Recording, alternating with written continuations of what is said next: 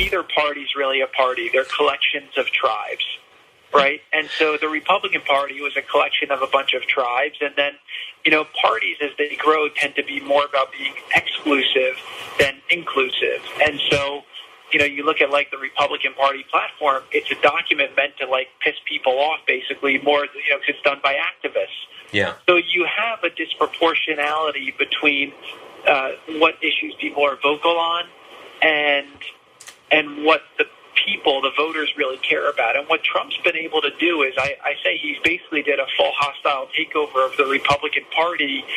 And I don't think it's even as much about the issues. I think it's about the attitude. Just 6 months after leaving the White House, Jared Kushner cashed in, and he cashed in big, to the tune of a $2 billion investment in a new investment fund that he was setting up coming from the Saudi crown prince.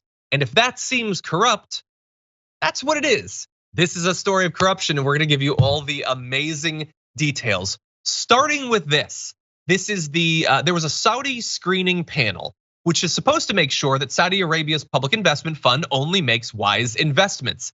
They had major concerns about investing in this affinity equity that Jared Kushner was starting. So what are some of those concerns? Well, the inexperience of the affinity fund management, which is great shade thrown at Jared Kushner himself.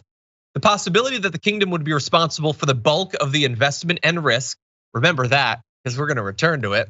Due diligence on the fledgling firm's operations that found them unsatisfactory in all aspects. That's a red flag. A proposed asset management fee that seems excessive. Well, if you're just trying to cash in, then yeah, you'd have high fees like that. And public relations risks from Mr. Kushner's prior role as a senior advisor to his father-in-law. And bear in mind, Jared Kushner has been involved in businesses before, but you just might expect, well, all of them do this investment stuff, right? He's done it. No, this is his first. And he got $2 billion. Now, does that sound like the great launching off point into another one of these Hulu con artist shows? Yes, sure. Yes. But in terms of a wise investment strategy, not so much. So Francesca, let's dive into this.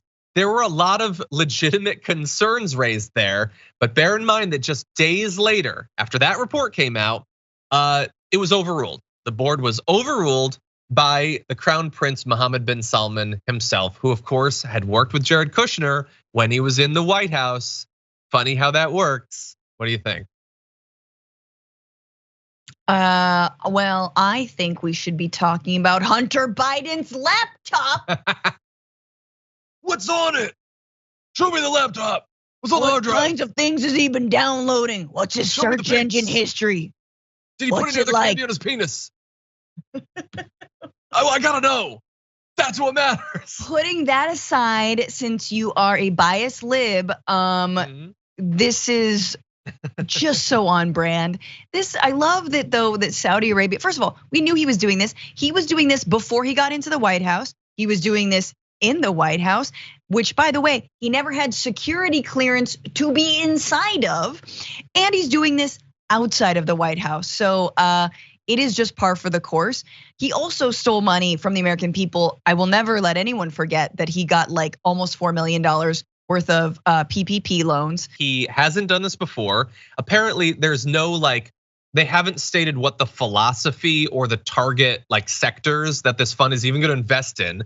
It's just like he came up with the idea and just yeah, I'll do this. And they're like, yeah, no, here's $2 billion. But it's actually even a little bit dirtier than you might think for a few reasons, which we're gonna dive into. So first of all, this could be perceived as corrupt because it could be seen as payback for what Kushner did for Saudi Arabia while he was in the White House, which of course would be bad. But it could also be seen as equally corrupt, perhaps more so, because Jared Kushner could well be back in the White House in a couple of years. This could be an investment, not in affinity equity, but in the second Trump administration if it happens. Sure. And I'm so glad that you brought up Hunter Biden because they will focus on the drug stuff and the sex stuff with Hunter Biden, but they will pretend that their concerns are substantive. This is about someone related to the president being paid by a foreign power to influence Biden. It's not about Hunter and the laptop, it's about Joe. well, what's this, man? That's $2 billion. And we don't need to delve into a laptop to find out the details. This is all publicly reported. But suddenly, massive infusions of foreign money into the familial inner circle of a president, not something that they're worried about.